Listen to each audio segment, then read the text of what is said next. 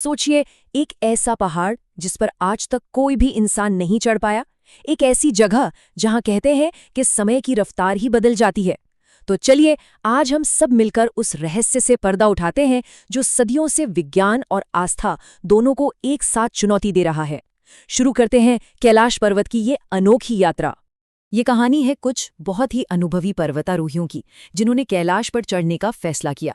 लेकिन जैसे ही वो थोड़ा ऊपर पहुंचे, उनके साथ कुछ बहुत अजीब होने लगा। उन्होंने महसूस किया कि उनके नाखून और बाल बहुत तेजी से बढ़ रहे हैं। ऐसा लगा जैसे कुछ घंटों में ही उनकी उम्र सालों बढ़ गई हो। वो डर कर फौरन नीचे तो आ गए, लेकिन कहानी यहीं खत्म नहीं हुई। 1 साल के अंदर ही उन सब की बड़ी रहस्यमयी हालत में मौत हो गई। और सबसे ज्यादा हैरान करने वाली बात जानते हैं क्या है? कैलाश पर्वत की ऊंचाई दुनिया की सबसे ऊंची चोटी माउंट एवरेस्ट से 2000 मीटर से भी ज्यादा कम है। मतलब एवरेस्ट पर 7000 से ज्यादा लोग चढ़ चुके हैं, पर उससे छोटे कैलाश पर आज तक कोई क्यों नहीं पहुंच पाया? यही वो सवाल है, वो पहेली है जो इस पहाड़ के रहस्य को और भी गहरा बना देती है। तो सबसे पहले चलिए उन कोशिशों पर एक नजर डालते हैं जो इस पहाड़ को फतेह करने के लिए की गईं, और समझते हैं कि आखिर वो सारी कोशिशें नाकाम क्यों हुईं। देखिए, दुनिया के बड़े से बड़े सबसे अनुभवी पर्वतारोहियों ने भी इसके आगे घुटने टेक दिए। एक रूसी पर्वतारोही थे, सर्गेई सिस्टियाकोव। उन्हें अचानक एक अजीब सी बेचैनी हुई और वो आधे रास्ते से ही लौट आए। यहाँ तक कि वो महान पर्वतारोही रेनहोल्ड मेस्नर, जिन्होंने बिना ऑक्सीजन के एवरेस्ट फतह किया था, उन्होंने भी चीन सरकार का न्योता ठुकरा दिया। और तो और 2001 में एक चीनी हेलीकॉप्टर ने कोशिश की, लेकिन बिल्कुल साफ मौसम में अचानक ऐसा भयंकर तूफान आया कि उसे भी वापस लौटना पड़ा। अब इन सब अजीब और रहस्यमयी घटनाओं के बाद चीनी सरकार ने एक बहुत बड़ा फैसला लिया। साल 2001 में उन्होंने कैलाश पर्वत पर चढ़ने के हर अभियान पर, हर कोशिश पर आधिकारिक तौर पर पाबंदी लगा दी, और इस तरह ये पहाड़ हमेशा के लिए अछूता रह गया। तो ठीक है, इंसानी कोशिशें तो नाकाम हो गईं, पर अब जरा उन भौगोलिक बातों पर गौर करते हैं जो इस पहाड़ को सच में बहुत ही अजीब और अनोखा बनाती हैं।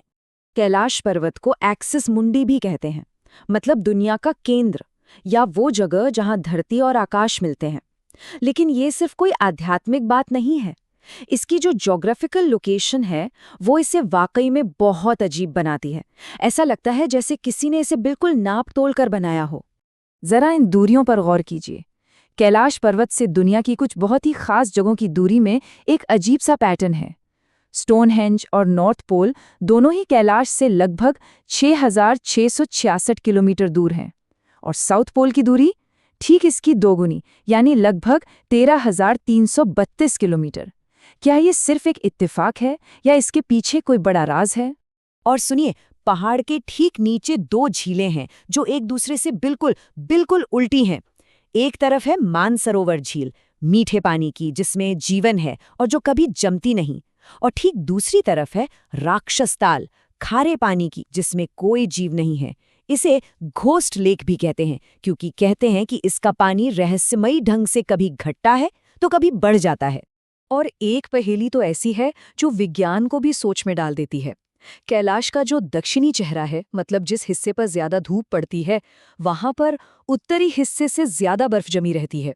अब यह तो कुदरत के नियमों के बिल्कुल खिलाफ है। आखिर इसकी वजह क्या हो सकती है? खैर, ये भौगोलिक पहेलियां तो बस एक शुरुआत थीं। अब बात करते हैं उस अजीब व गरीब एनर्जी और टाइम वॉर्प की जो इस पहाड़ के साथ जुड़ी हुई हैं। साल 1999 में एक रूसी वैज्ञानिक थे, अर्नस्ट मुल्दाशेव। उन्होंने एक ऐसी थ्योरी दी जिसने सबको चौंका दिया। अपनी रिसर्च के आधार पर उन्होंने दावा किया कि कैलाश कोई कुदरती पहाड़ है ही नहीं, बल्कि ये एक बहुत बड़ा इंसान का बनाया हुआ पिरामिड है, जिसे किसी बहुत ही विकसित सभ्यता ने बनाया था। और तो और वहाँ के स्थानीय लोग भी रात में अजीब रोशनियां देखने और कंपन महसूस करने की बातें करते हैं।